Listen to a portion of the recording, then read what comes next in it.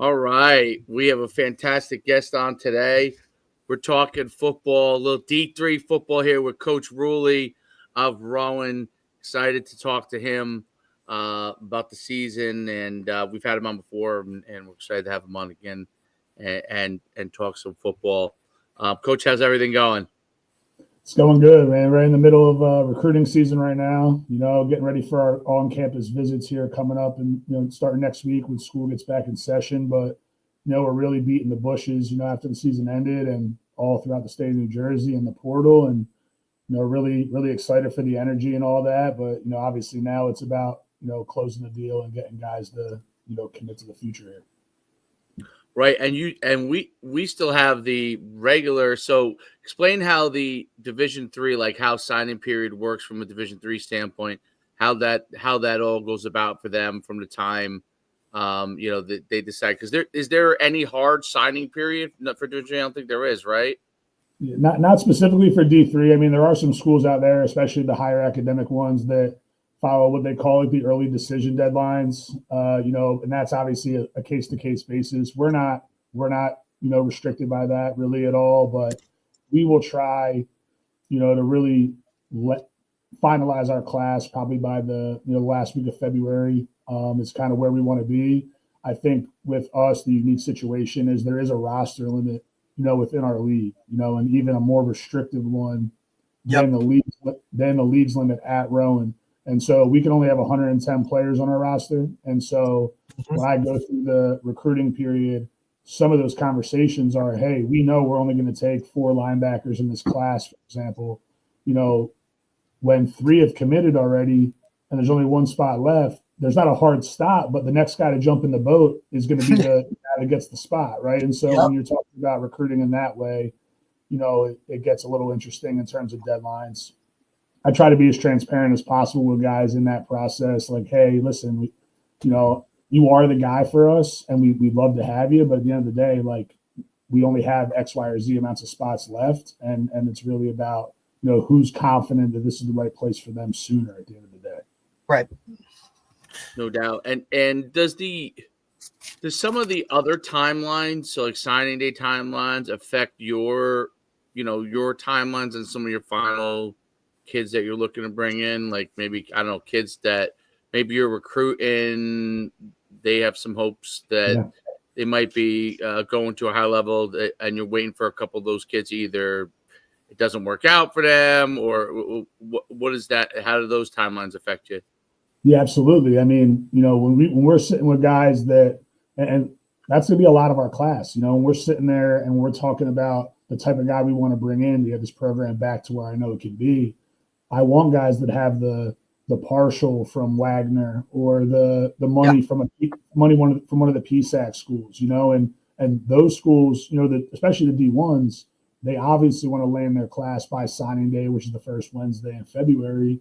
And even a lot of the PSACs or the Division IIs in the Northeast, right, they're trying to squeeze people to commit by that signing day. And so we're certainly aware of that. When we have guys that are kind of in that boat, we make sure that their financial aid and their visit happens before signing day. Because, I've had too many experiences over my 11 years coaching college football where you think you're going to get a guy up for a visit, all of a sudden something higher level pops, and he either wants to participate in or feels the squeeze about signing day. Right. And he's like, hey, coach, I really appreciate the offer, but, I'm making my decision.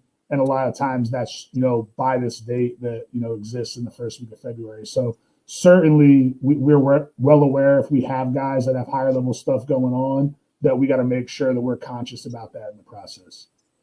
Right. And that visit, getting them on campus is so pivotal. And if you can get that before that signing day time, I think it just adds a whole different thing in which that, now that kid he's been on campus, right? And he has everything's kind of figured out so that you can kind of, what I mean? Then that signing day, it's just, it's just kind of a hard stop for them. But I just think getting them on campus is so pivotal. Yeah. The other thing that's a little interesting about that, and I don't like going down this road a ton, but a lot of people don't know this necessarily, is that, like, if a guy, I know that it's the D1 landscape's changing in terms of the NLI, the National Letter of Intent stuff, but we're not we're not beholden to that, right? So like at Susquehanna, for example, when I was there, like we had multiple guys that signed NLIs, signed on signing day, and then ended up coming to Susquehanna on a visit and ultimately committing post signing day. And they're not beholden to that. There's no penalty because the Division III level doesn't adhere to any kind of NLI. So it's not, there is no penalty to come to our place. So some of it's a little tricky. Obviously, I don't really like putting guys in that situation, but ultimately, if they're getting squeezed and there is money attached and they still do want to see our place, and a lot of times, ultimately, what ended up happening is like they would get our package in the mail. Yeah. It would actually be more affordable than, school X. And it's like, well, I didn't know what the money was, when I had to sign. I didn't want to potentially miss out on that opportunity if it was the best opportunity for me, but I was beholden to this date, right? And now turns out that you guys are a better option financially, and this is where I want to be. So, that's kind of where we're at right now.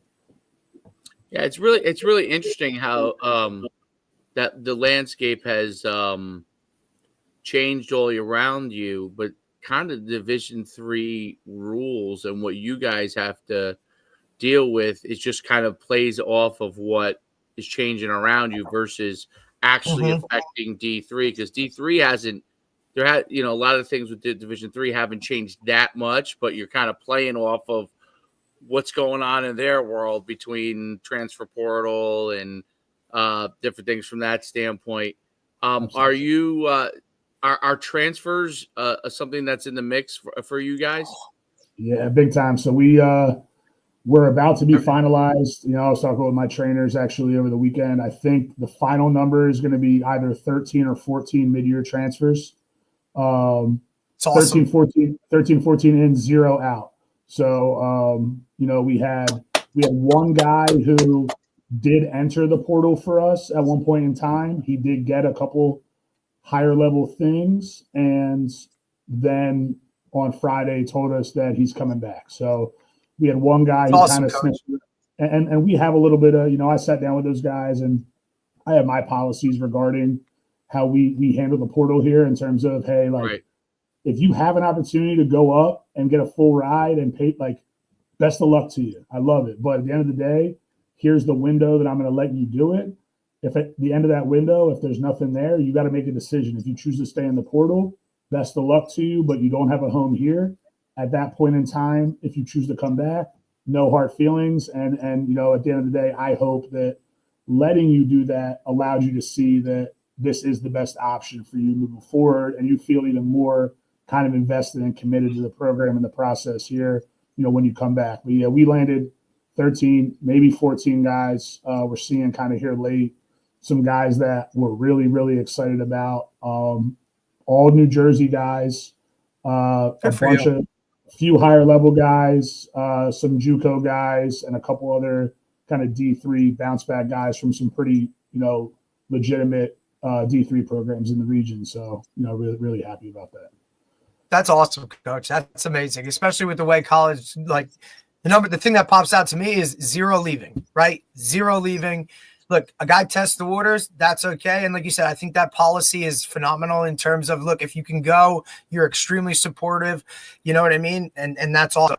But also, I think, and I do agree with what you're saying by allowing those guys to kind of do that, but here's our policy. Look, you see how much we genuinely care about you.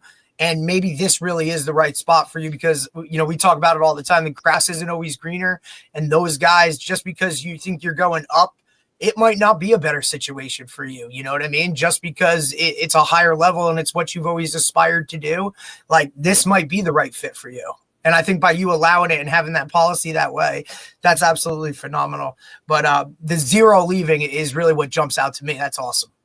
Yeah, and we talked, so for me though, right, like some of the high school kids I'm talking to right now that we are having up on visits, there's one of the kids specifically, there's been a few conversations, but one specifically right now that I have no idea how he's not a FBS player, let alone, offer guy right now. And I told him straight up, like, listen, this is the landscape we're in. Unfortunately, I think that 5 years ago, you probably aren't. We're probably not even having a conversation with you right now. Right. Like the current landscape and how certain programs and levels are choosing to recruit.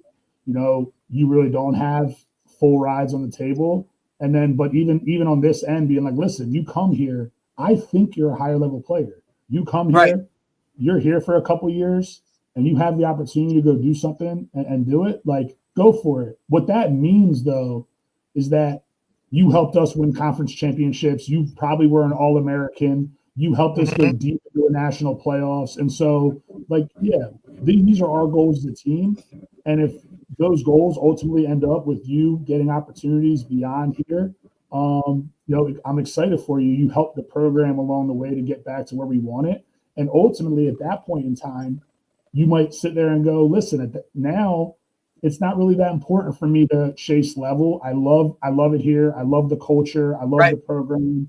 I love my friends and the people I'm around, and I want to see it through. That very well may happen. But if you still do have that desire and you've done a ton for the program and the market dictates that you have the ability to go up and on, then best of luck to you. So I wonder too if because D3 really there is no obviously transferring down, right? So it puts you in a situation where the only kids that really possibly should leave are kids that were literally first team, all American kids who and obviously if you have all American kids, you probably won a lot of games, and all American kids that got legitimate bona fide big offers. It's not like the levels that are higher where they can move laterally. I mean, you get lateral movement in Division III,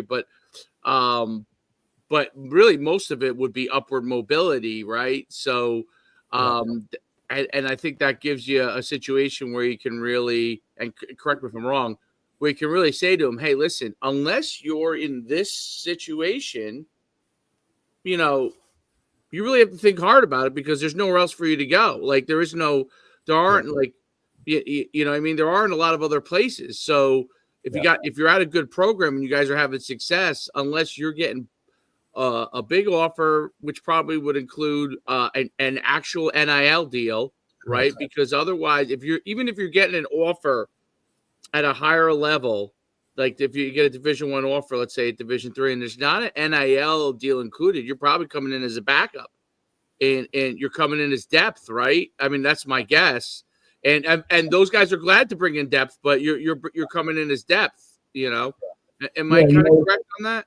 Yeah, what really will be interesting, and I think we'll see it next year for the first time moving forward, is the knockdown to the 105 at the highest level. I think that'll have a nice, interesting trickle effect because you can't sell kids anymore on come here and earn you got a shot. And if you earn it, then you got it, because every year, around this time, inevitably, I see guys who were those 0 stars posting like, hey, I had no offers and now I'm in the NFL. I had 0 offers and now I'm a starter at Oklahoma. Yeah. That's and everybody else attaches themselves to that is like, I'm going to bet on myself. But, the highest level schools now, they're going to have to make decisions with the 105. They're going to have to make some decisions on, is it guys who have connections to the programs, whether it's alumni's kids or whatever that is, that are going to fill up those last, 15 or so spots that aren't scholarships. And you're absolutely right. That Susquehanna, in the Elite Eight, they played against, Bethel out in Minnesota, and they had a safety who was an All-American and got a lot of recognition. The day after they lost, he hit the portal. He had like 10 P4 offers, and he ended up committing to Wisconsin within the week. Yeah. Right. So, I mean, there are those guys, but you're absolutely right. Like if you are moving up right now, what is attached that, I know from some people, like he did definitely have some NIL stuff kind of floating around with him. And listen, I told guys, like, if somebody's going to give you that opportunity legitimately, and now it's really not going to be attached to just selling a guy a pipe dream on a walk-on. They're not going to be able to really do that. So moving forward, if you do have a guy that has an opportunity to be a CAA guy or a P4 guy or a group of 5 guy even, then he's done some legitimate stuff for your program, you know, for them to make that, you know, financial commitment to him. So obviously it would suck to lose him, you know, but at the end of the day, opening those doors for guys and allowing them to live that out probably only really strengthens your recruiting in terms of, hey, the next guy who feels like he's slighted, you can point to examples of guys that have come through your program. And at the end of the day, you don't want to be like a feeder system and feel like you're a minor league. But at the end of it, ultimately, the current landscape and climate, I mean, even the schools in the CAA feel that way about how they're getting picked off by Power 5 schools. So it's just the climate we're in right now. And I think you either got to embrace it or you're really going to miss out on the opportunity on potentially getting a steal for a year or two if you were super hard and fast about, like, you know, having a negative view on guys hitting the portal. So no, I like how you're building the roster, the combination of what you're working with high school guys and transfer guys and guys. I also think that you're 100% right on once those rosters go to 105. I mean, there are already guys are already told guys that they're not coming back, and it's, you know, going to 105 just trickle down the talent opportunities for you. Now I guess that eventually kind of flattens out after a few years, but the first few years it gives you an opportunity to be able to also get some more talent that comes available, which is really cool. And you know, and you're also in that. I say you're in the sweet spot, like I call it the growth spot of New Jersey football, which is South Jersey, which is really like as kind of New Jersey, and obviously it started probably in COVID, but as the landscape of people moving and all that kind of stuff, a little bit of migration from New York City and northern New Jersey towards South Jersey, and then Philly people obviously moving out to the suburbs, right? That becoming more of a thing. And then just honestly, real estate is going to be cheaper down there, right? So you get more and more players. Derek talked about this a lot, like the growth of South Jersey football and the athletes that are coming out of there is just phenomenal. I mean, Coach, right across the street. Yeah. You got a Group 1 powerhouse right across the street. You could see practice from practice. Like, I mean, and we really talked about it, especially being two North Jersey guys that kind of moved to this Central Jersey area. And now that we've been here for a little bit, it's like people have just continued to go down there. And then with that Philly suburb type of area, that kind of that bridge, you know, right across to Jersey, like you are really in the sweet spot. Yeah. And to just like the whole thing, like Rowan, like was the transfer portal before there was a transfer portal place. Yeah. Like they created this monster, and your mindset of just how you're attacking all of this strategically. I mean, this is really your full time, like the first full recruiting. Because you got there so late, Coach. Like you were scrambling the last time we talked to you, and just to see what you've gotten done in a small period of time, and now when you can actually like take a step, lay it all out. I know you just got back from the convention, so I'm sure that was another whole. But it's just you really are in that sweet spot. Yeah, and you're absolutely right. I mean, there's a lot of talent around here. You know, the thing that I actually am really excited about, and I'm hoping to really make a splash with when, you know, it's all said and done in this cycle, is I'm looking to own North Jersey. Like, hell yeah! Like we were up there, and like you look at our roster, and I, you know, when I interviewed, I did a heat map of the state of New Jersey and did like a 5-year recruiting study of where really everybody in the league was getting their recruits from and everything to kind of figure out, awesome, you know, who you're messing with in certain counties and who really has kind of like a foothold, you know, on things. And when you looked at our heat map, man, I mean, when you got to Princeton North, I mean, that thing was the Arctic. I mean, it was cold as ice, you know. Coach, it's been years, Coach. Years since Rowan has had a splash. When I look at the rosters that I played with, you know, I played regularly with guys from Morris County and Bergen County and all the, you know, and Essex County and all up there. And, you know, and that's what it takes at the end of the day. Like, there's a ton of talent in South Jersey. There's no doubt about that. And we're going to lean into that. But we're definitely deep deep down the line here with a lot of really good players from some of the publics and privates in some of the northern counties that we haven't really landed in the last few years, but I'm feeling really good about where we are with those guys kind of heading into this cycle. So looking to really continue to kind of expand our footprint within the state, to make us a more complete team at the end of the day. Are you seeing with North Jersey? Are you seeing opportunities with both public and private kids, school kids, being able to be interested in coming down there? Is it more private school? Is it more public school? Or kind of a mix? I would probably say it's a little more. I would say it's probably a little more public. But we have like the big name Catholic leagues. We probably have 4, 5, 6 guys right now on our confirmed recruiting list from like the household name Catholic school schools that right now, as of now, we have coming to campus to visit over the next 3 weeks. So yeah, it's a mixed bag. I would say it's more state school. Obviously at the end of the day, those guys that go to some of those big time private programs, they have opportunities from a recognition perspective, and sometimes actually I would say probably almost get, I guess, over recruited is what you would say, like right. In terms of, they have so much visibility that maybe a FCS or a D2 who's looking to kind of get their foot in the door in one of those programs, they take a guy that maybe they shouldn't, who's still a good football player, but at the end of the day, like if he was at a Cliffside Park or he was at a Westwood, like they wouldn't take him, but since he has that logo attached to his name, it might be a fit for them in that year. And that's however you want to recruit it, that's your prerogative. But certainly I would say, and again, like we're a state school with 20,000 kids, we're the largest in the country that plays Division III football, and some of the private school guys sometimes are kind of still looking to stay in that private school lane as they head off to college. So yeah, there is a little bit of comfortability in some of the small school vibe with some of those guys, but obviously not all of them, because we certainly have a fair share that are going to visit over the next month or so. Yeah, I figure having come from North Jersey that there's probably a good amount of kids, especially at the public school, that are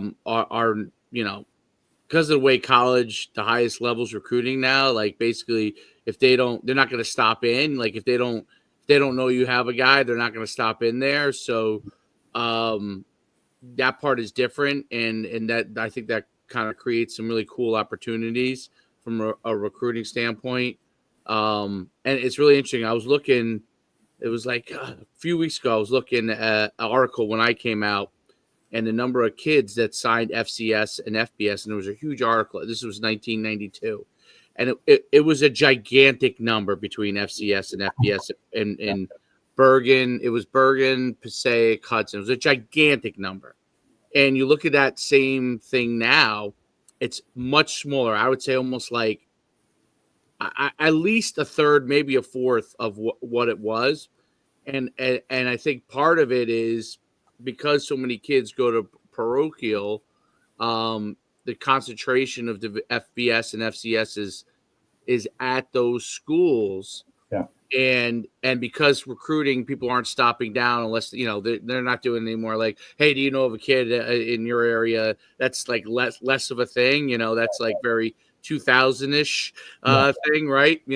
So a lot of schools, those schools sit dormant, and you come in there, it's like, boom, it's an opportunity.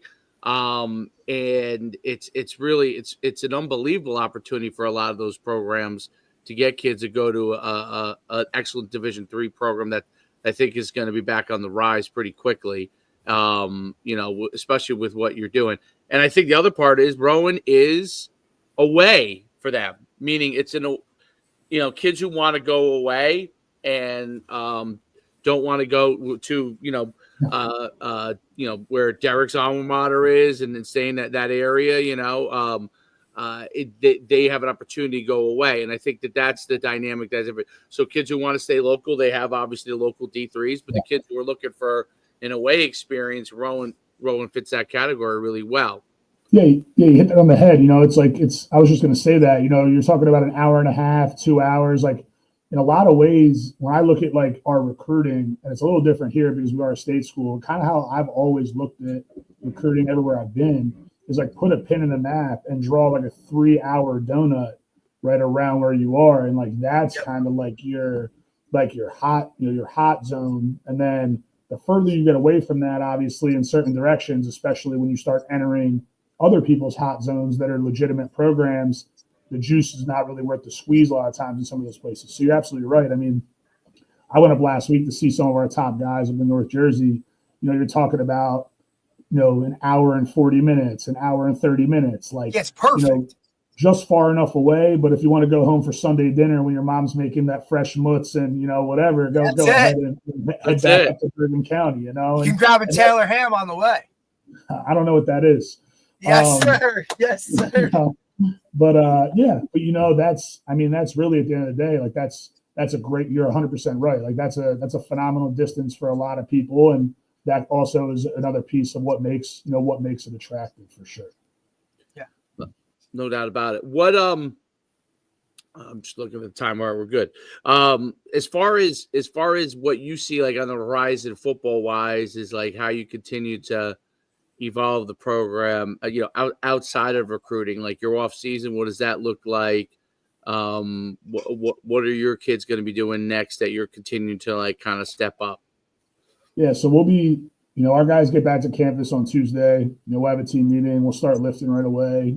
Pretty exciting coming up I'm actually on the search committee that's going to hire the next head of strength and conditioning here at Rowan. And that job is kind of tied to a new varsity weight room that's being built starting in May.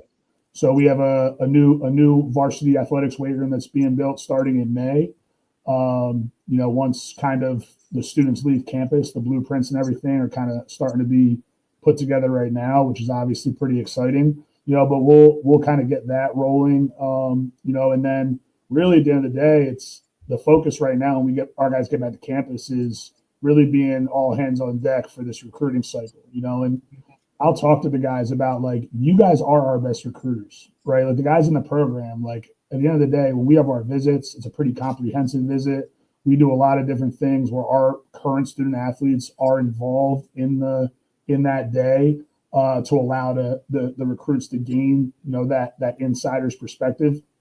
We'll leave them, like the staff will leave. We'll do a Q&A. We call it a player panel. That's just 5 or 6 of our players that are kind of different years, different demographics, different areas, and we'll leave the room. And the recruits, their parents, they'll sit in there and they'll fire away for like a half an hour. And I feel comfortable, allowing our guys to do that because, I think on and off the field, I'm confident, in the product that we're putting together.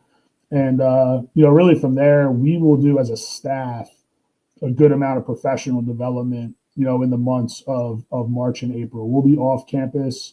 A lot of the guys that I know that are, coordinators at the P4 level, some NFL type stuff, like we'll be in those buildings. I've always kind of been in the mindset of kind of being a lifelong learner. Like some of the guys I learned from when I was really young, they were 40 years in the business, and every offseason they were still trying to figure out how to get better. And that kind of mindset really, got ingrained in me and burned into my, coaching DNA, so we'll do that, and then obviously hit spring ball in end of March, April, and then kind of send them home for the summer and have another opportunity in early May to see, who's not satisfied with their situation and see if we can add a couple more guys that fit needs for us that we think are great fits for our program.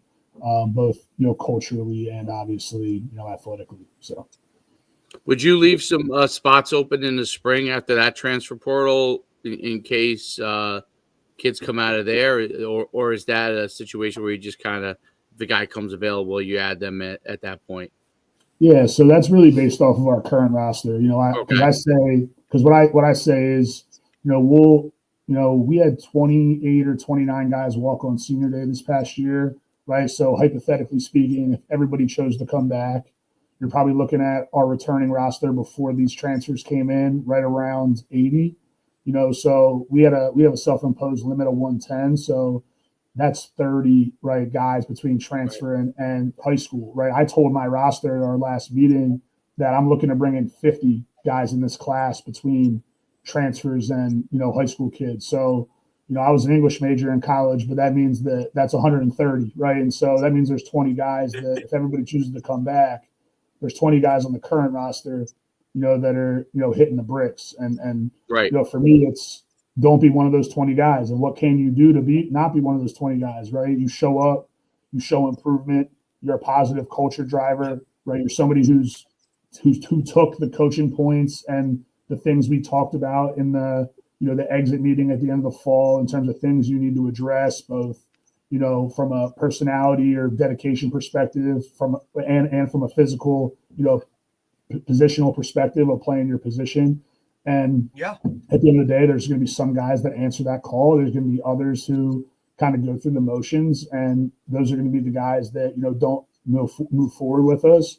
At the end of spring, we'll talk to some guys about you have a secure camp spot, you're a bubble guy, or you're gone. And there will obviously be guys that we'll talk about scenario wise that they're bubble guys that may not be bubble guys unless we find somebody in the portal that ultimately ends up being a better fit for them.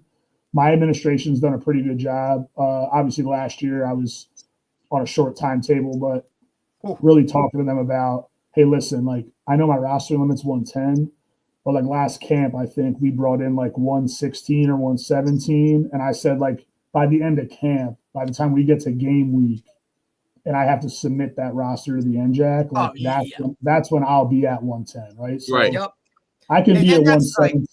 I can be at 117, 118, 120, right, going into camp. And then between quitters, between season-ending injuries, whatever those things are, I can move those guys off the active roster. And if I have to cut guys by the time we get to game week, then we got to make a decision as a staff who those guys are. Very, very, very interesting. Did Casey? It's something we always dealt with them up there. Did Casey Keeler call you up from Temple and have you come up to give you some of his trade secrets from when he was at Rowan? Not yet. Casey, Coach and I have had, some decent discussion. I mean, we had some talks, obviously, when I got the job last summer. Right. Kind of some congratulatory stuff, and then some some definitely some advice about kind of when he was here, kind of what his thought process was and how he operated. And, and then obviously when he was about to get the Temple job, we kind of connected again because we had talked about, in the off season, me and my staff getting down there and seeing how they were operating at Sam Houston. And I kind of just sent him a text. I was like, hey, listen, I know I'm sure you're getting bombarded right now, but selfishly, if it is true that you're coming back, selfishly, it's a much closer, much easier trip. much closer trip to take with the staff to come do some professional development. And so obviously, he just put his staff together. He landed some phenomenal guys, in my opinion, and I have no doubt he's going to kick it off there. But I'm trying to give them a little bit of time to get their feet under them before, I go knocking on the door asking for the trade secrets or whatever. Yeah. So, but I figure as an ex Rowan coach too, if he gets wins of guys looking to move places or guys that fall through the cracks for him, like, hey, this is a guy. These are guys that we're not gonna recruit, but or not like go forward with. Sure. But they're on the border, you know what I mean? These guys are on the borderline, so. Yeah, that'd be awesome. Yeah, I'm sure we'll have those conversations at some point. I think there was a black book like buried under the office here somewhere on like something, that I gotta break some codes and figure out how to go get that thing. There's some type of, he probably left you something in like the bottom of a wall, right? You got to knock through it. It's like a time capsule. Oh, that's great. Like, hey, here you go. Yeah, Nicolas Cage, National Treasure type stuff. That's it, buddy. That's it. That's awesome. That's awesome. Yeah. Oh, that's great. Now, as far as like staff wise, and I know you got to get wrong, so I'll make this the final question. Staff wise, so how do you kind of build the staff and continue to build the staff? Do you have what types of, like, how do you fill holes? How do you like, what's kind of your philosophy there? Yeah, so obviously first season happens, and now we're kind of in that first off season. I just got back from a convention with a decent contingency of the guys that we had coached this past year and that are on staff.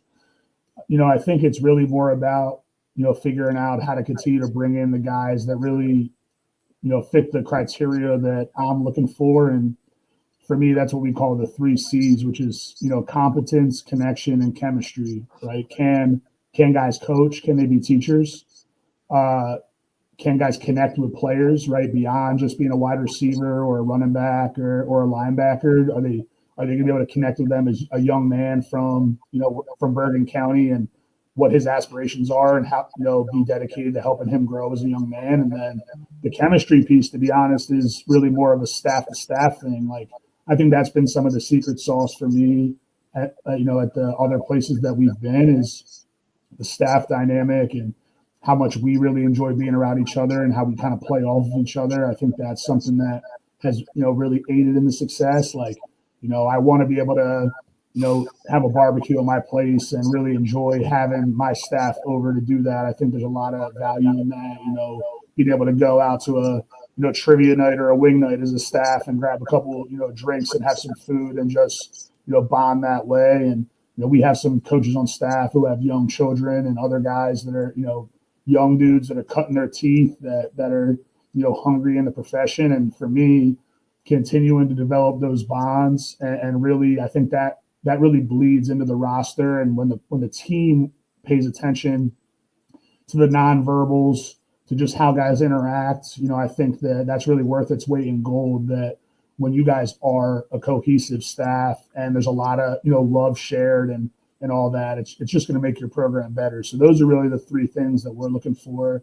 And we'll see kind of how the staff shakes out moving forward. I don't really anticipate a ton of movement necessarily, but obviously as we continue to get better and be more successful, I have no question that I have some guys on the staff that are who I believe are some pretty talented guys, and when they have opportunities, that's no different than a guy who's potentially looking to hit the portal, right? If you think it's the best fit for you and your family moving forward, and it checks your box on your career advancement, then best of luck to you, and the door will always be open here for you at Rowan, unless you end up at another NJAC school and then beat it. Then it's, if you end up at Montclair State where Derek went to school, it's like, see ya. Unfortunately, the door's got to be locked for a little bit. You took all the trade secrets with you, but anything moving forward here, I gotta cut you off. No hard feelings, Listen, I don't think that movement happens that much. I'll tell you that much. You don't see NJAC guys go to NJAC guys back. I mean, listen, when those guys, like when I was playing and some of the staff at Montclair State literally up and moved to Kane, like that was something that had never happened.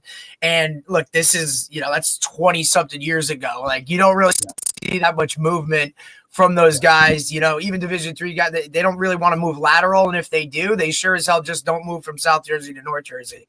So I don't think you have to worry about that. But listen, I've had interactions with some of your guys, right? Like, I've had guys that have come into our building and whatnot. And believe me, like, they're doing it the right way. They recruit the right way.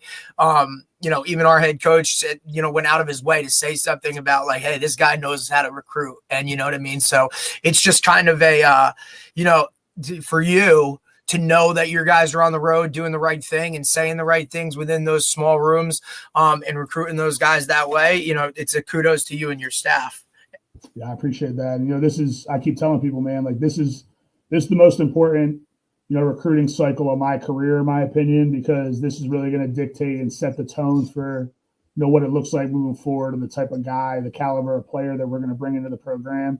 And I keep sitting down with kids and I go, hey, are you familiar with cryptocurrency? You like Bitcoin? And I'm like, right now, like, Rowan football is Bitcoin, man. It's only up from here. So, you're going to look back on this conversation 2 years from now and go, damn, remember when Bitcoin was at 97,000? Man, I should have invested then, right? And that's where I am with the program right now is, hopefully we're in a place that guys that decide to move and go somewhere else, if it's 18 months from now and they're trying to swing back and circle the block, it's like, man, sorry, like, we're not open to that anymore, but at the end of the day, I'm really just looking for guys that want to be a part of something special in this new era. And, I know what Rowan football is obviously and what it was and what it can continue to be moving forward.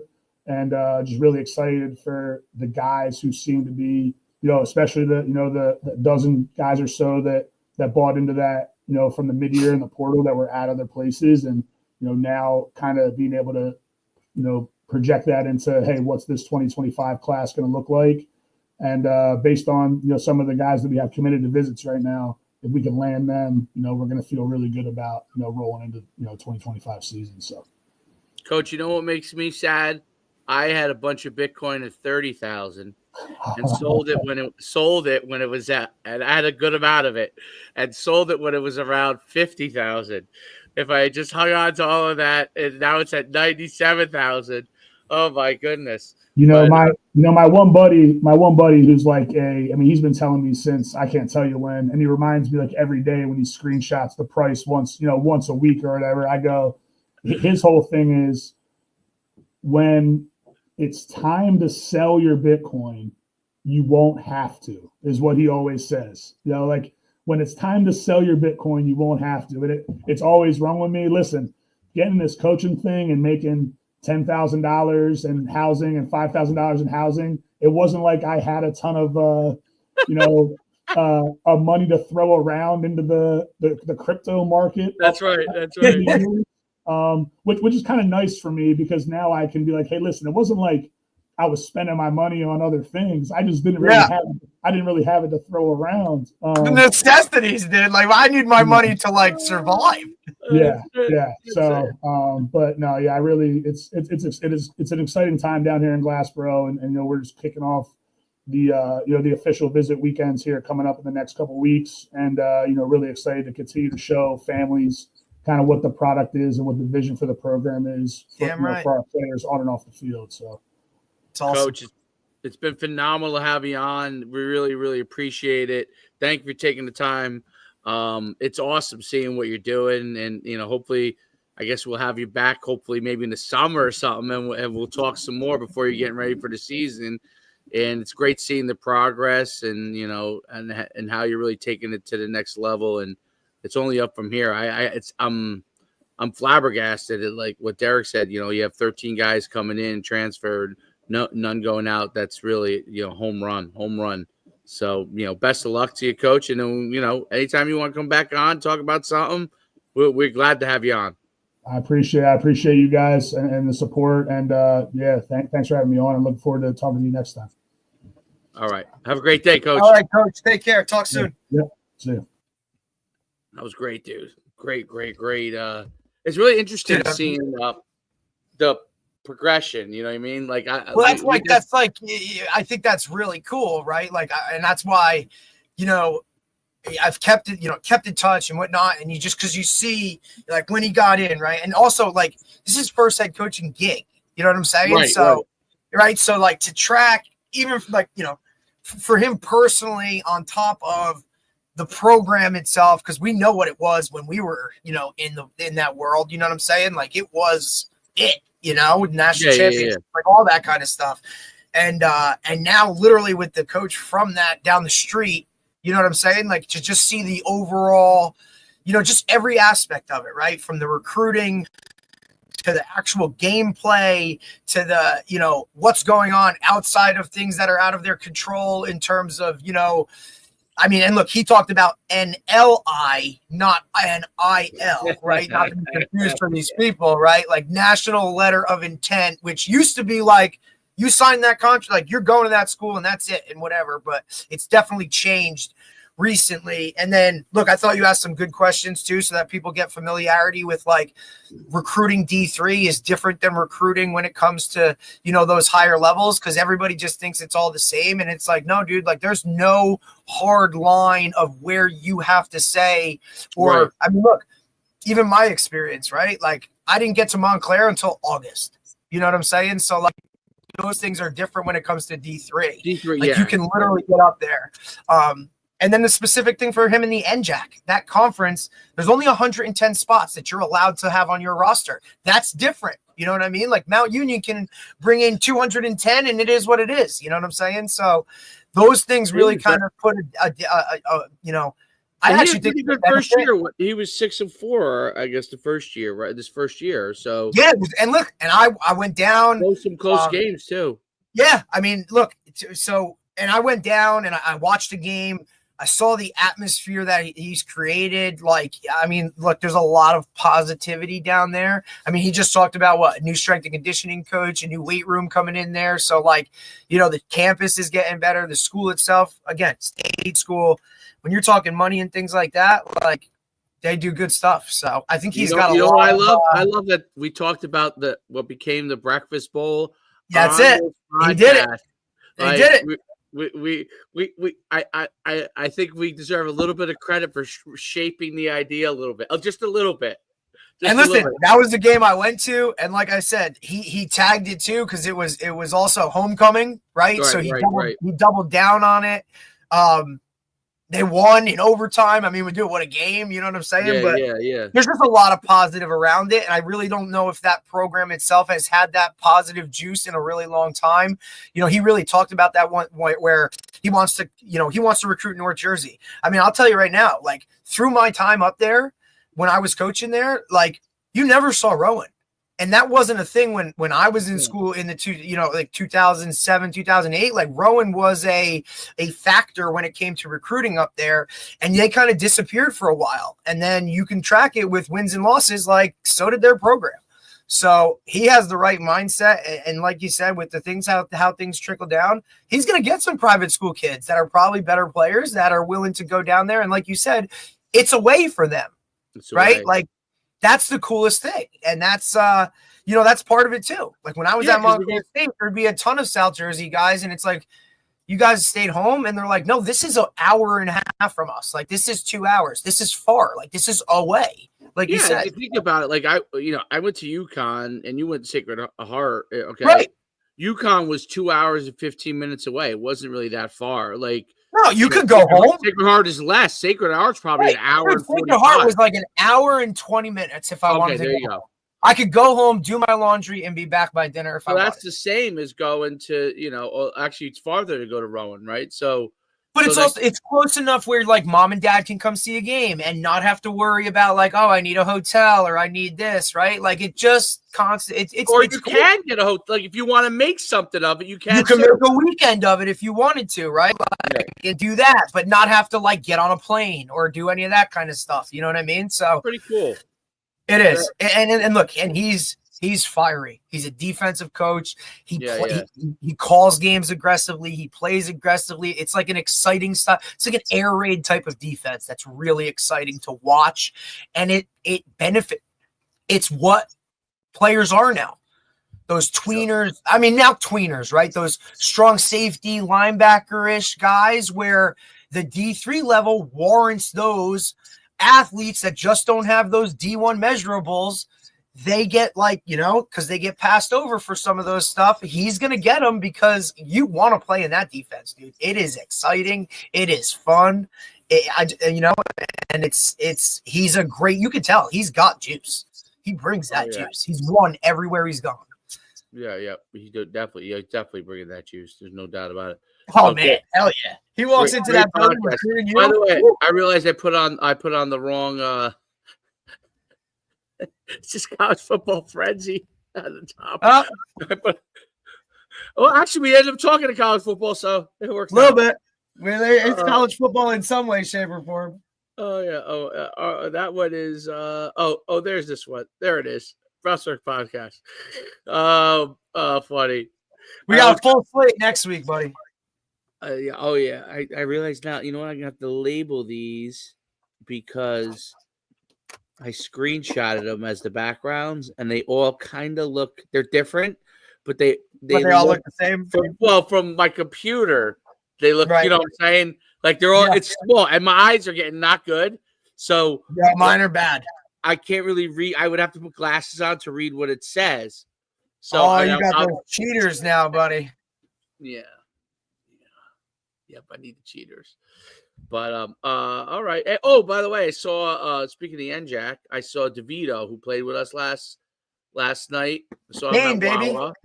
And I'm happy for him because he went up there and he loved it. Yep, loved it. Coach Garrett's really excited to have him, dude. He's like he's his type of player. You know what I'm saying? Yeah. Tough kid, hard worker, program kid, gonna work no matter what. Not gonna have to worry about him off the field. You know what I mean? With a kid and coming off, a nice little season at Mid North. It's a good get for him. He's excited to have him. And the kid is over the moon, right? Because he found a place that wanted him. And I think that's really cool. You know what I'm saying? He was a good athlete. Good. All right, till next time. Gonna make some waves. So next time. Garrett back on. Big week next week, man. We're back to back with some really interesting and cool guests. It's gonna be awesome. All right, let's rock and roll.